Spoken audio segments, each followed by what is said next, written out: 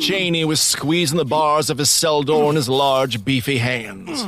On the back side of his left hand was the tattooed silhouette of a buxom, naked woman.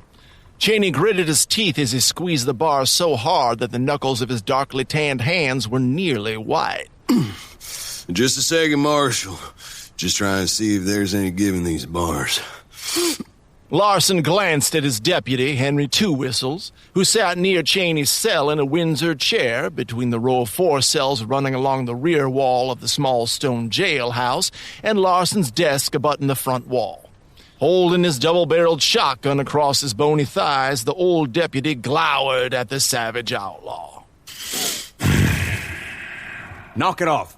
Take your hands down off those bars, Cheney. Just give me one more second. Cheney, damn it, if you want this coffee, remove your hands from the bars and step back away from the door. All right. Cheney dropped his hands from the bars and grinned sneeringly through the cell door at Larson. His big, broad face was still red from exertion. I think I found me some give in that iron, Marshal. You might want to look into it. I got me feeling that iron's pretty old. How long has this old jailhouse been here anyways, huh? I'm guessing for the past 30 years or so. Step back away from the door. Larson held a fresh smoking cup of black coffee in his left hand, the key for Cheney's cell in his right hand. Both hands trembled slightly. He didn't think it was noticeable. Not to anyone except himself, that was. Knowing his own fear was humiliating enough. Cheney raised his hands and thick muscular arms in supplication and took 3 steps straight back away from the cell door. All right, Marshal. I'm just saying, if you get the wrong prisoner in here, I mean one who really wants to get out of his cell, well, you might have a problem. I think a fella strong as myself could pry them welds loose. Them welds is old and weak. You pry one loose, and then they're all gonna go, and you got trouble. The tattooed outlaw with close-cropped brown hair shrugged. His square, severely featured head could have been crudely chipped out of solid granite. Cheney grinned, eyes slitting devilishly as he glanced around at the other 3 cells on his right, 2 of which were occupied by none other than his 2 partners in savagery, Hellraisin Frank Beecher and Gabriel Blackpot. I don't know if you're safe.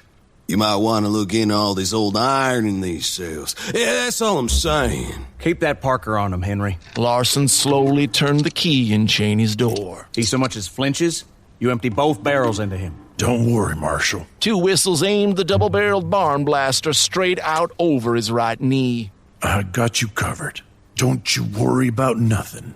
Easy, old man. Don't let that gut shredder go off by accident now here. He smiled. If the devil smiled, that smile would be the twin to Talon Cheney's smile. If it was to go off, you might hit the young Marshal here by mistake. Shut up, Cheney. He stared cautiously through the bars at the menacing outlaw and slowly opened the door. Fear weighed heavy in him. The hinges squawked, giving Larson a start, making his heart quicken. Cheney sensed the young lawman's terror and grinned his seedy grin. Larson slid the door open just far enough to stick the coffee cup through it and set the cup on the floor.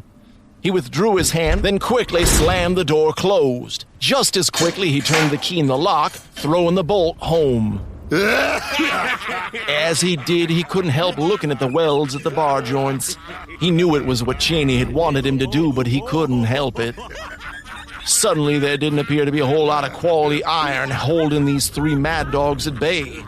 The bars of the cells looked as insignificant as party bunting. The killers must have read his mind. All 3 were laughing at him through the steam rising from their coffee cups. That's right, young Marshal, sir. Gabriel Blackpot stood in the next cell to the lawman's left, Cheney's right. Them bars can't hold us. Nope, they sure can't. We'll be out of here soon. Very soon.